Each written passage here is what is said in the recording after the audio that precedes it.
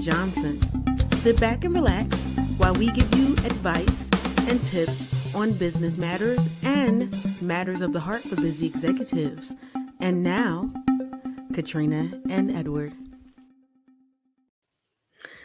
Hello, hello, hello. This is Katrina Brittingham, your navigator on your road to success. We do not have our co host with us today.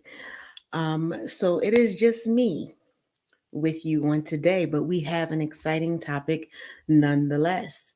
This topic is on intellectual property, which actually got booted from the original topic because I had an interesting conversation this afternoon and this kept coming up. So I just wanted to make sure that I covered this topic, and it is on intellectual property, making sure that you get your copyrights and making sure that you are protected with the things that you create, your products, your services, your works of art, your books, things like that. And how having this in place helps protect you from people who would try to use your stuff without your permission and things like that. Okay. So there are 4 tips that we have for you today. That's 4. Let's see if I can get my hand in there to show 4. But first, we want to talk about what is intellectual property.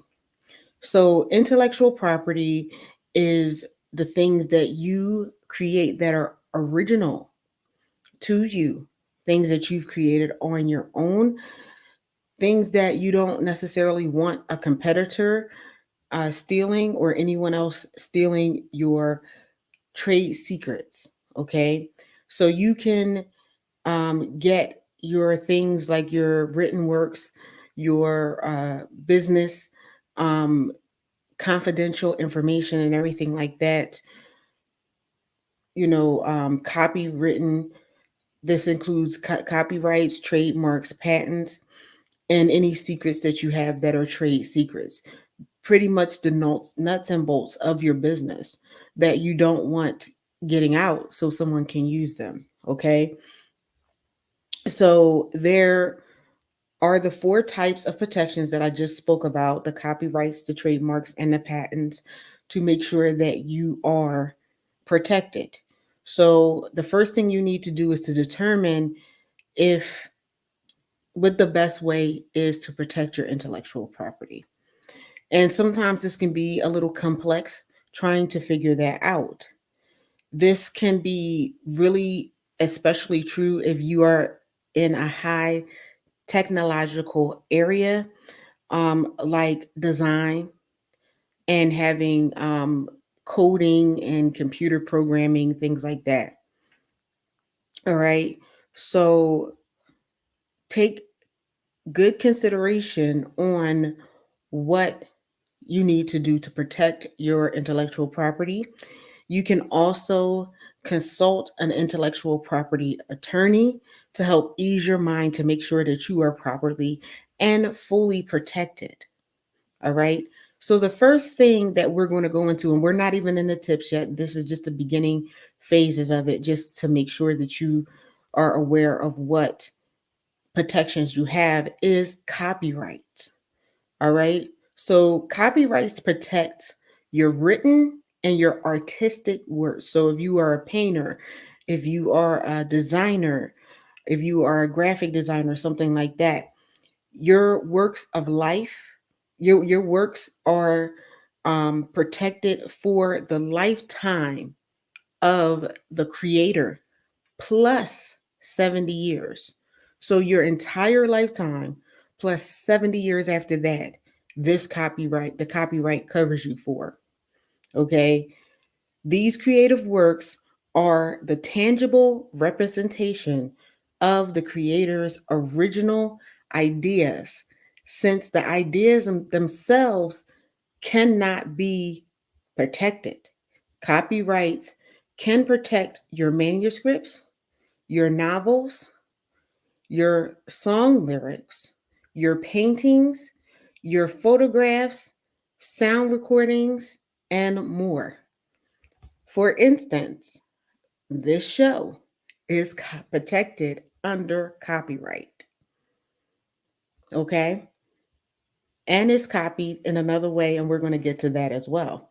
A copyright exists the moment the author creates the original work, but registration provides copyright owners with exclusive and enhanced rights to their work.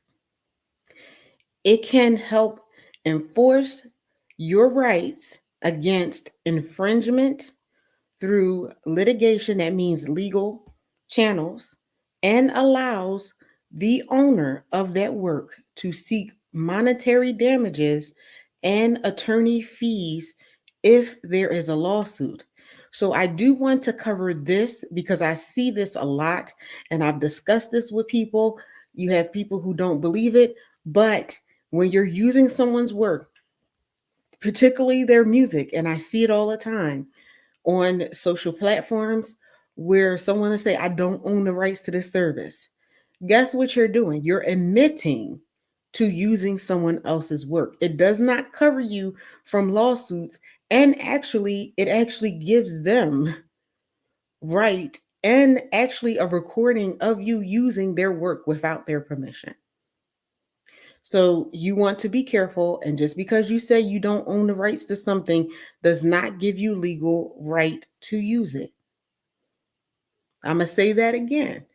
Just because you say or you type on your video or whatever platform that you do not own the rights to that music does not give you the legal right to use it. You are still using and infringing on this person's work. You're just admitting that you're infringing on it. Okay, so you need to be careful as someone who is using it. If you're a business owner and you're using it as a part of your business, if you do not have the rights to use that work and you say that, you're just admitting your culpability. Okay, so with that little disclaimer, we're moving on to the second type of protection for your intellectual property. Trademarks. Trademarks or service marks. Because if you're a service, when you go to apply for a trademark, they're going to tell you you need a service mark and they're going to describe what a service mark is. The service mark protects your services, a trademark protects property and things like that. A product that you create. All right. So trademarks can protect words, phrases, symbols, and logos. So, pretty much your branding of your business or product that you're having. And so it identifies your goods. A service mark protects your services. A trademark registration can last forever as long as it is continued to be used in a business. It is continued um excuse me, I'm sorry, it is renewed every 10 years. So that's one thing, you do have to renew your trademark or a service mark. This makes the trademark one of the most crucial intellectual protections for a business. A business says intellectual property makes sure the business is reliably recognizable for your customers. This means that you won't be able to trademark a logo that is similar to the one of your competitors if it could cause confusion to your clients and consumers. Okay. So when you go in and you do a trademark, they ask you for all kinds of things like the font that you use, how it's written, what colors you're going to be using. All right. patterns, symbols, everything that you use to build your trademark. And then what they do is they go out and they check their database to make sure that there is not another company who has that logo with the same font, with the same color, with the same design, and they will approve or deny your trademark or service mark based on that. Okay. So it is important that you do get a trademark because, there's nothing new under the sun. And so you could inadvertently be infringing on someone else's trademark. So if you do not register your brand under a trademark, your logo under a trademark, you could leave yourself open to legal actions and lawsuits. So you want to make sure that you check that. They have utility patents. So this is patents for an idea, for an invention that you have. So patents protect inventions and inventors of different kinds for 20 years. The key to a patent protection is that the invention must be new or novel. Are we getting a pattern here? What you have has to be new, novel, or unique for each of these things, meaning that you cannot patent something that already exists out there. Okay. So when you go to register your patent, it's the same thing as a trademark. It's the same thing as a copyright. They're going to go back and they're going to go through their coffers and they're going to make sure that what you have has never been registered as a patent, does not exist. So you are not infringing on the rights of someone else. Okay. The fourth type of intellectual property is trade secrets. Trade secrets are a form of intellectual property that your company may keep close and choose not to share with others, as this can be protected as it provides you with an economic advantage, and that loss could adversely affect your business. I can't speak today. Can have dire consequences for your business. Okay. Should that secret become public knowledge or stolen by your competitor? All right. Since there aren't any public or excuse me, I still can't talk. Since they're not public and aren't filed with any office, trade secrets offer no official protection for your intellectual property. Okay, so let's say that again. Because these are not known and readily known, you do not have protection officially of your trade secrets. But as long as you can provide evidence that you made efforts to hold and protect your trade secret, any theft is protected and punishable by in court. So you have to show proof of your trade secret, the fact that you took precautions to ensure that your secret does not come out. You can have legal action if someone does steal your trade secret. Okay, this punishment can be criminal since corporate espionage or spying is a federal offense. So you have to be careful because now you're going not just in city, in your region, in your municipality, you are at the federal level of court if you are someone who has stolen a trade secret. Okay. So many people do this with non disclosure agreements. things that are in the employee handbook about what they can um, share outside the company. These are all the documents that people can use to show that they protected or tried their best to protect their trade secrets. Okay.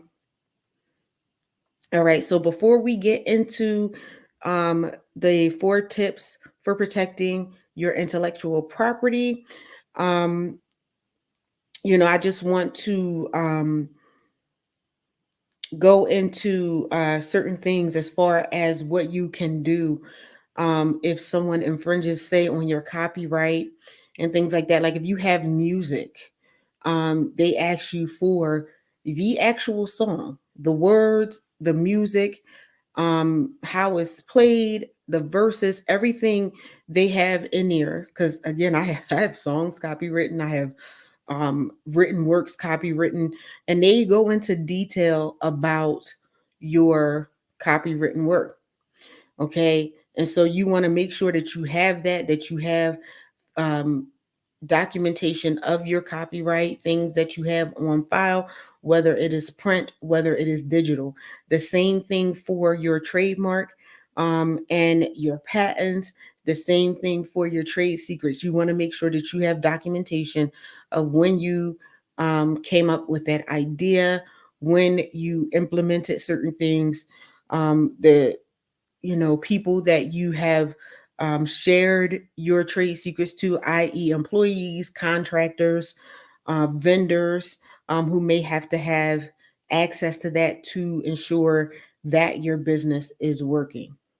Also, to protect yourself when you're doing contracts with people who are working with you, agents, things like that, you want to have your contract of what they're supposed to be doing with you, how they're supposed to be using your works of art and things like that, and also have them complete a non disclosure agreement. You can also um, employ someone like myself, which again still would come with a contract, a non disclosure agreement, and all of that to help you with your what do you need for your business as far as copyright, trades, and things like that. You can also hire a lawyer to help you with those things as well. All right, so we are going to take a quick break to um have our sponsors pay for everything. We have to pay our bills, and then we're going to get back to you in 30 seconds. From one-on-one executive coaching to our business building concierge service, Venture Ready helps entrepreneurs, startup executives, and business owners build, scale, and run their businesses using techniques that support stability and long-term growth. Through the Career GPS radio show and High Tea with Me TV program, we promote smart business strategies for the real world. Then, in our one-on-one coaching programs, we help entrepreneurs go beyond the vision board to realize their big vision into a tangible business with a promising future. If you're waiting to feel legit, here's the thing: you have to legitimize yourself. It's time to stop treating your business like a hobby. Get real, it's your career. So let me ask you, are you venture ready?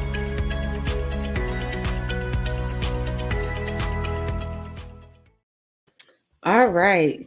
So, if you are starting a business, if you're already in business and you need to tighten up some things in your business, protect your intellectual property, Venture Ready can help you.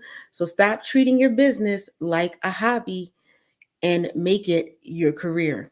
Are you venture ready? If not, you can contact us info@ventureready.net or 888-712-4956.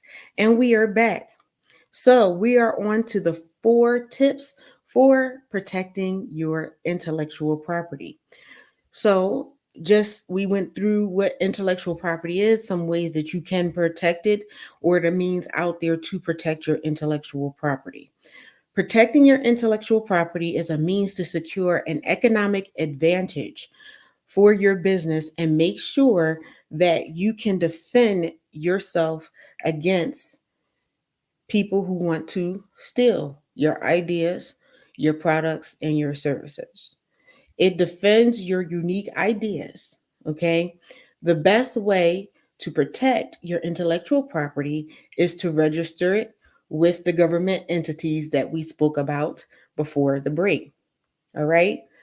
Beyond registering and enforcement, you can protect certain types of intellectual property by documenting your discoveries. That means from the day you start writing it, document the date that you came up with it. Because again, while you're thinking up ideas, there are people that are thinking up ideas as well, and they could be similar or the same. Who wins the battle is the person who has documentation that they came up with that idea first. There have been many lawsuits where people's like, oh, I came up with this idea, and they have lost in court because someone either had documentation that they came up with the idea first, or the person who came up with the idea first does not have the proper documentation of when they came up with this idea or proof that the idea was theirs. Okay. So you want to be careful with that. Using digital rights management, okay, to make sure that you have the rights to your digital property. Okay. And we discussed this before, opting to have a strong non disclosure agreement. What are you saying that this person should not be disclosing regarding your trade secrets, regarding your copyrights, regarding usage of your stuff? Create strong access credentials. So if you have something that's digital, like you're a digital graphic designer, and you have your stuff locked away and stored somewhere, we have the cloud now. You have to make sure that you have your stuff protected to the point as much as you can that no one can access this information that does not have explicit permission to have access to your stuff. All right. And those people should have documentation of non disclosure. Okay. So, number one, for protecting your valuables, your intellectual property, is to document your discoveries. We talked about that before. We're going to go into more detail with it. In the information age that we are in, you have data breaches, you have leaks quite often. That's why big companies have different things in place, and you hear about hacks and things all the time. Well, guess what? People hack small companies, they hack solopreneurs and entrepreneurs as well, just as often and maybe even more, because hackers know that a lot of times that solopreneurs and entrepreneurs and small businesses may not have the security that large organizations have. Okay. So while you cannot guard against all of them, you can record your discoveries and innovations as they occur. And so you want to make sure that you do that. If another company obtains information in a leak, that's your client information, that's your trade secrets, information that you may have copywritten and things like that. You um, are protected from that information if you have the records and you can put a date on your operations to prove your legitimacy, meaning to prove that you are the one that was supposed to have access to this, to prove that this is yours. Okay. And to make sure that you have ownership of your intellectual property.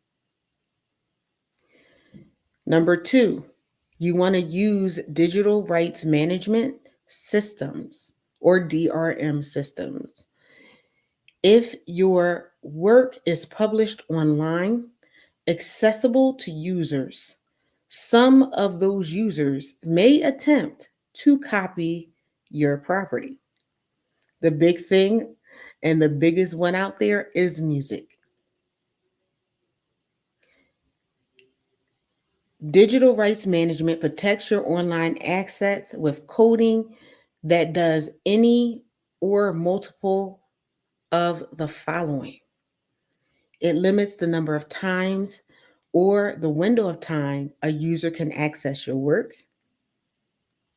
It restricts the number of devices your work can be accessed with. It prevents users from editing, saving, or copying your work. It prevents or prohibits sharing, printing, or taking a screenshot of your work. Watermarks, it watermarks your work to establish ownership.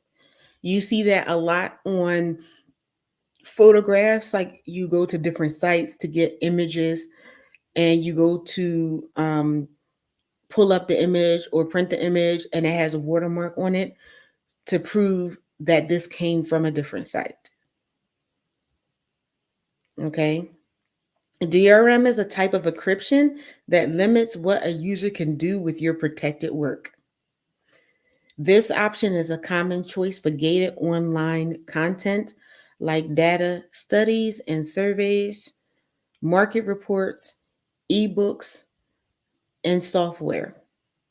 You can also have this implemented on your website. Like my website, you cannot copy, you cannot paste, you cannot take a photograph and a screenshot of anything on that website just to make sure that my stuff is protected. So you can look into that to have that done, or if you have a web designer, make sure that they are making sure that they cannot copy anything from your site. Okay. With DRM, unauthorized use or reproduction of your online intellectual property is much more difficult, if not impossible, for people to access and use. Okay. Number three, opt for a strong non disclosure agreement or strong non disclosure agreements in your business transactions.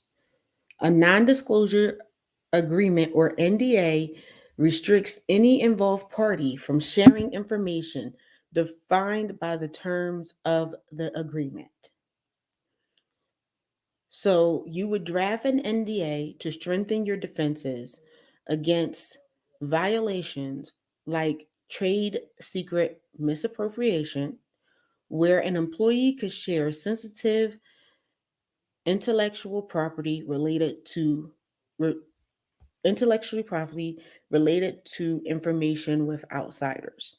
So this is why even when you go and you're an employee, you have what they call onboarding, where they give you all of the information um, with the company. They have you sign all of this paperwork in there. Your oh, you have people who are that you have to sign off for. I'm sorry. I have a post that is coming in and it is kind of distracting me a little bit. So please forgive me. Um, so this stops the employee, or at least it makes it illegal for a person to um use their property, use their intellectual property, the trade secrets. So most people don't even know when they're signing the paperwork and all of the paperwork that they're signing that in there it is something that is telling them what they can use this the trade secrets for, what they can't, what they can discuss outside and what they can't. And I have to give a story, names and things like that are going to be hidden for um, protection. Um, there was a company I was working for, ABC Widget, And I had a young lady come to me one time, very frantic, afraid that she was going to lose her job and whatever, because she had leaked information about one of the clients online on her social media. And this was a big thing. And I let her know, I was like, this is, wow, wait a minute, you did that? That's a big thing. And it is a fireable offense.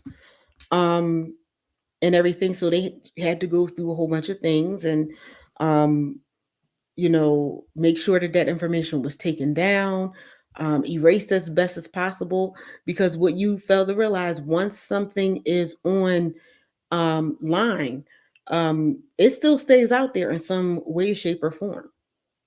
So you really have to be careful. So, and they brought up, when we hired you, you signed this agreement that you were not going to share this information or any information about our clients or anything on your personal social media account. You weren't even allowed to discuss with your family, um, things about the client and things about the business and things like that. So this is how serious this is. So you have to make sure that you have those things in place, especially if you have employees, you have vendors, you have contractors, um, just to make sure that you have things protected. Okay. Number 4 is create strong access credentials. So to safeguard a secret requires proactive action. Unless you're the only person who knows your secret, which means you may be a solopreneur, okay? And you're a solopreneur that doesn't have any vendors, um, or anybody working with you, to make sure things in your business are taken care of and handled, okay? Without securing around a trade secret, the courts will not be convinced that the secret was important enough to guard. Okay? So you want to use strong credentials to restrict access to any valuable information, especially relating to your intellectual property. This means separating teams so access to files isn't shared. So, what does that mean? You're restricting access depending on this person's level within your company across different departments, just to make sure that they don't have access to certain things that they should not have access to. Okay. Training your employees on your company's securities best practices. And we went into that a little bit with the onboarding that you go through as an employee when you are brought on to say what you can share and what you don't. And everyone has training. When I was in high school, I worked at a fast food restaurant, and they even had this: you cannot share this. How we do this, what's in our herbs and spices or secret sauce, and everything like that, because you very well could have access to that information. Okay. Frequently updating your passwords, which is a headache even for myself, to update what the password is, but you have hackers who become more and more skilled at getting information. And so you have to change your password, make sure it's secure. Passwords are getting longer and longer and more complex. You want to make sure that any passwords that you have, any passwords that your employees have, make sure there's a policy that they keep them secure. Okay. So, with any security protocol, leaks can still happen even with your best efforts. It might be time for you to speak with an intellectual property expert, a business coach, a lawyer, to help determine which options for intellectual property enforcement you need in the case of that something like that happens. Okay. So that is what we have for intellectual property. I know this is not a show that as long as it normally is, but I just wanted to make sure as long as it normally is for other shows, but I wanted to make sure that we covered this topic. It's something that just kept coming up, and I had a conversation just this weekend on protecting your intellectual property, protecting your business and trade secrets, protecting your products and services, and I was just like, okay, this must be God trying to tell me I need to speak on this. It was brief. It was a real quick high level overview. If you need to discuss this in depth, and when it comes to your unique business, your unique endeavor, your unique venture, please do contact me at info@ventureready.net. And also, you can call me at 888-712-4956. Thank you so much for joining me for this episode of High Tea with me, and I will see you next week. Bye bye.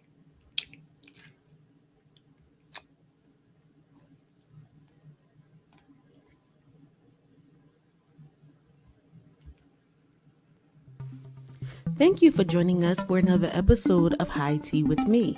To be a sponsor or a guest, contact us at info@ventureready.net. Thank you again, and we'll see you next time.